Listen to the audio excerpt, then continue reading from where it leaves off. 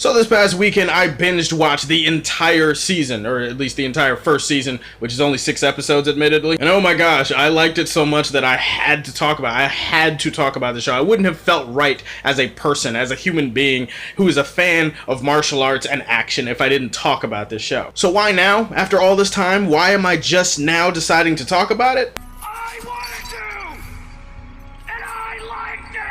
Into the Badlands is an interesting premise, it's an interesting concept. It basically takes place in a post-apocalyptic, futuristic type of world. I guess civilization and society broke down like 500 years ago, and then there was a whole bunch of chaos and anarchy. And then basically this group of 7 men and women took control of the chaos, and they called themselves barons. These barons have a legion of elite warriors that work under them called clippers. Underneath them they have cogs who basically run their operation. Yeah, they're like the B version or the A version of what slaves would be. They're not exactly slaves, but they're looked at as lower class citizens, essentially. So each group of clippers under each baron is led by regents. They're like these high-ranking commandos. They're like the best of the best. And the story in Into the Badlands follows this one regent named Sonny. While Sonny is out and he's trying to track down a transport that got hijacked, he runs into this kid named MK who's got this deep, dark secret. Ultimately, this kid is a target, and there's this other baron named the Widow who really wants this kid, and then all of a sudden there's sort of a war brewing between some of the barons. In particular, Widow and then Sonny's baron, whose name is Quinn. There is no other place to start with in this series other than the action. The action scenes in this series are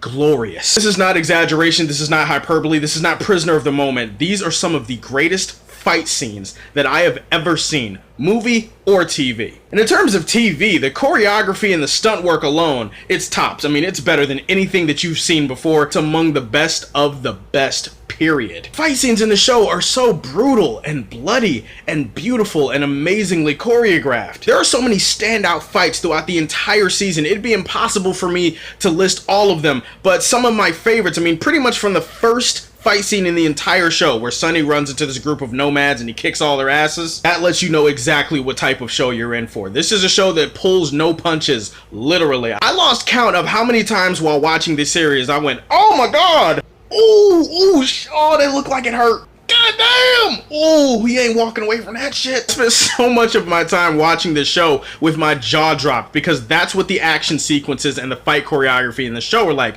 They were jaw dropping. I'm talking bones getting crunched, blood getting spilled. There's a ton of blood in this. Trust me, if you're squeamish about blood, don't watch this show. I think Stephen Fung is the action director for the show, and I think someone else, I'm gonna butcher their name, Kushen. It's an Asian or Korean name, that's all I know. One of the best parts about the show is Sonny, played by Danny Wu. Danny Wu not only is the best actor in the show, not only is his character the best character in a show that's technically not his show, but it kind of feels like he should be the main character of the show, but he kicks the most ass. I mean, this guy can take out entire rooms full of people without hardly breaking a sweat. You might think that that might be boring, but no, there is some tension. He does get hurt, he does feel pain. He's not like an emotionless robot. He's not Jason Statham in the Transporter movie. But this guy is the bee's knees of action, man. He sells you as a complete and total bamf. I mean, he is amazing in this series. Really, whenever the series decided to focus on Danny Wu and his character of Sonny is when the series was at its high point. Even though he's this badass and he's this highly trained warrior and he's a regent of one of the biggest barons in the Badlands, you feel like this is a guy that's got a lot of internal struggle and strife going on with him. I mean, he's got a pregnant girlfriend. Clippers aren't really supposed to have girlfriends, or they're not really supposed to get people pregnant outside of the clip, because then it would mess up their emotions, obviously. You also feel like there's something inside of him that's starting to break. There's something in him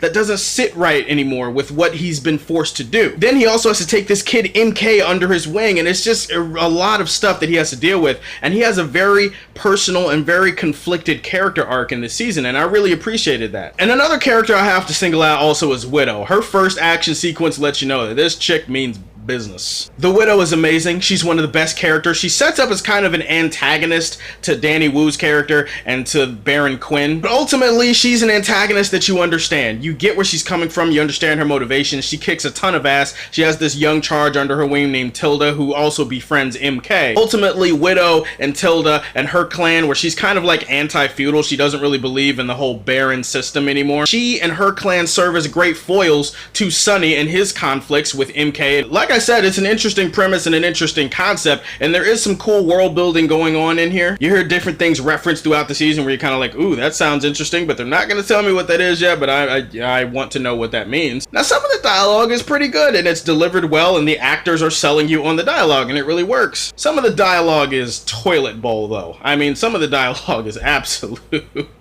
doggy shit. That comes down to line delivery, that comes down to written dialogue, that comes down to the actors selling you on it. It's kind of a combination of things, but some of the dialogue in the show is really bad. Also, some of the performances are hit and miss. One of the biggest culprits of this is the kid, MK. I think he's played by somebody named Aramis Knight. Like, they try to build him as sort of like the co-main character next to Sunny, but really I didn't give a shit about him, to be honest with you. No, seriously, he felt like a waste of space. I didn't care about this kid. The show doesn't really do a good job of making you care about him. Part of it is his character is really just a walking, talking MacGuffin. He's really just this thing that everybody wants and everybody's after and everybody's trying to make plans for. He makes a bunch of stupid decisions. He doesn't listen when he should listen, and stuff like that happens. But really, the biggest problem is the actor. The actor just doesn't sell you, man, and some of his line delivery is painful to listen to. His shit sometimes is really flat. It's really robotic. He doesn't sell you on the emotion, and so I feel like he was one of the weakest links of the series. But the biggest problem I have with the series is the whole Quinn family drama. Ultimately, you have Quinn, and I can't remember the actor's name. But basically, he has a whole bunch of complex family dynamics in place here. He's got a son that hates him. He's got 2 wives. He's got 1 wife that's sleeping with his son.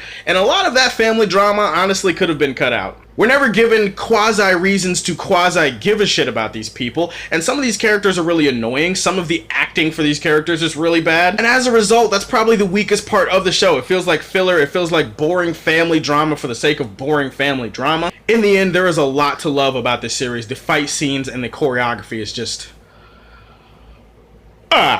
Danny Wu is great. The actress who plays Widow, I think her name is Emily Beecham or something like that. She's great as well. The conflict between the Widow and her clan and the Quinns, that was really interesting stuff. The world building was really cool. The dialogue, the acting, and some of the family drama didn't really work for me, so I can't give it my highest rating. Having said that, I will be fair and I will say that this does get the Man of Steel seal of approval. Let's go silver on that bitch.